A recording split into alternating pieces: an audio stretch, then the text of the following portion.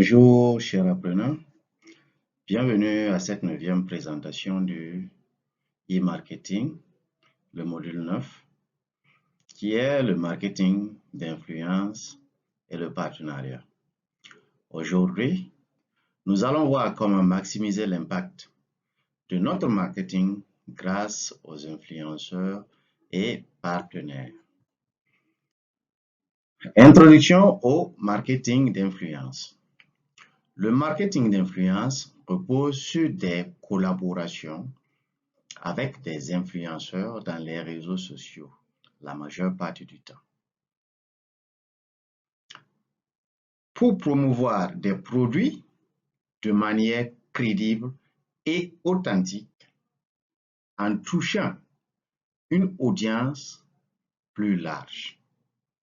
Si on dit une audience plus large, c'est par exemple, ça peut être des artistes suivis par une population et une fois qu'ils deviennent ambassadeurs d'un produit, ils portent l'image du produit devant cette audience qui les suit.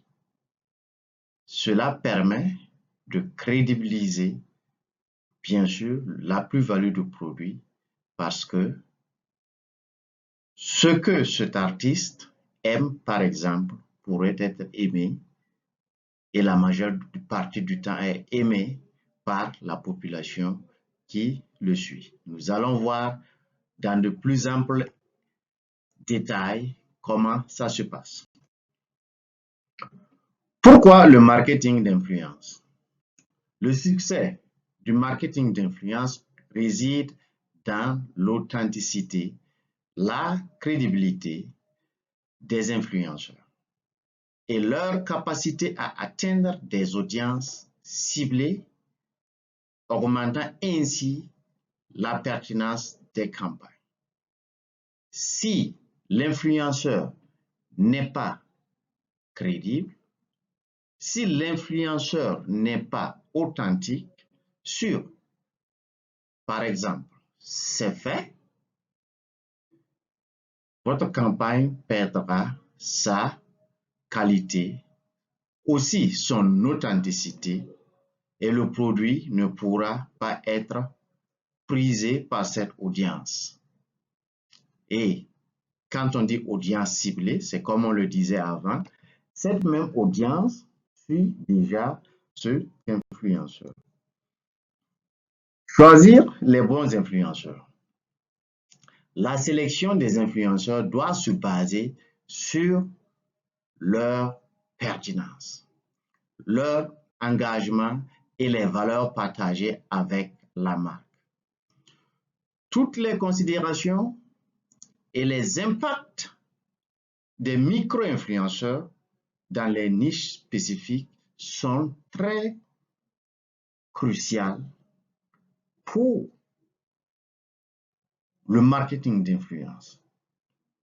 Ceci étant dit, l'influenceur devrait être pertinent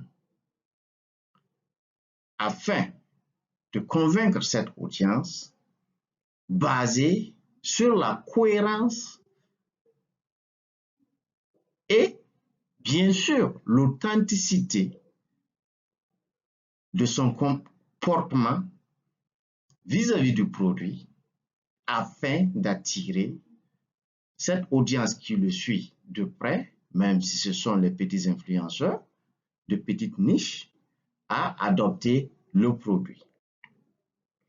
Voilà pourquoi nous devrions être minutieux dans le choix de nos influenceurs parce que le produit ne devrait pas être présenté avec un peu de sarcasme ni d'hypocrisie. Les types de collaboration. Les collaborations peuvent inclure des posts sponsorisés, des critiques de produits, des concours, des ambassadeurs de marque et des événements exclusifs pour maximiser l'engagement. Alors, on peut collaborer avec ces influenceurs de telle sorte à ce que ce soit sponsorisé par l'entreprise sponsorise et l'influenceur arrive à couvrir le déballage de la plus-value dans les réseaux sociaux ou sur le canal choisi par, bien sûr, l'entreprise. Il peut opter pour des critiques, bien sûr, faire des concours, pour faire des giveaways, des cadeaux. Il peut choisir un influenceur très remarqué à être un ambassadeur de marque afin que l'image de marque puisse être portée loin. Les événements exclusifs lors certainement de soirées ou une activité ponctuelle, oui, pour faire voir encore le produit. Mesurer le succès des campagnes. Le succès se mesure par des indicateurs clés de performance tels que l'engagement, la portée, le retour sur investissement et le sentiment de l'audience. Ces paramètres nous permettent d'évaluer l'impact réel de notre campagne si l'on utilise des influenceurs.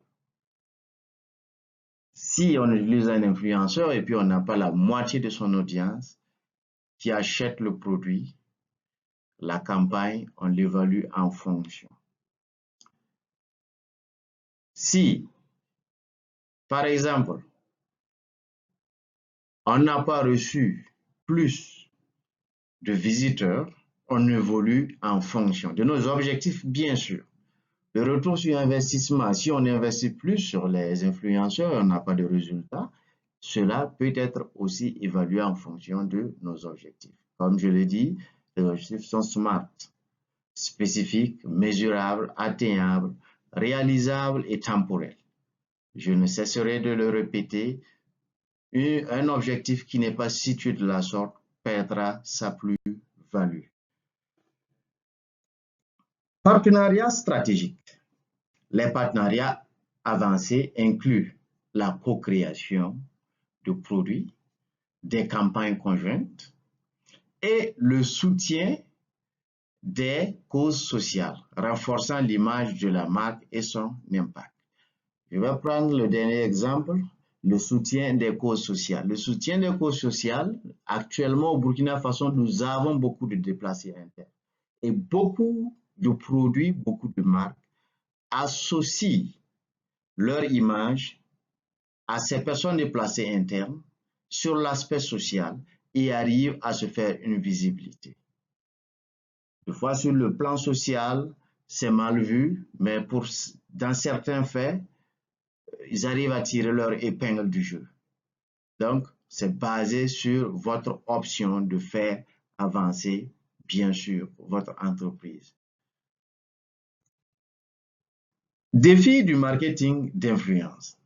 Les défis incluent la transparence, la régulation, la gestion des faux abonnés et la gestion de crises nécessitant une approche proactive pour maintenir la crédibilité. Souvent, les influenceurs disposent d'individus qui créent des comptes dans les réseaux sociaux fictifs juste parce qu'ils ne veulent pas coller leur image à l'influenceur ou qu'ils essayent eux-mêmes, les influenceurs, de se crédibiliser à travers leur nombre d'abonnés. Donc, le choix de l'influenceur en ce moment devient crucial. On devrait pouvoir, au minimum, connaître qu'il est crédible sur la base de ses abonnés, sur la base de la population qui suit ses activités. Il manque des régulations derrière, bien sûr, cette stratégie de marketing d'influence. Et encore plus, la transparence dans le marketing d'influence, ce qui le rend un peu plus complexe de nos jours. Tendances futures. Les tendances futures incluent des micro-nano-influenceurs, l'adaptation aux nouvelles plateformes et l'importance du marketing éthique pour rester compétitif. Ces paramètres sont pris par exemple dans l'aspect de l'intelligence artificielle où il est actuellement possible de créer une image, un influenceur en ligne qui va porter l'image de marque.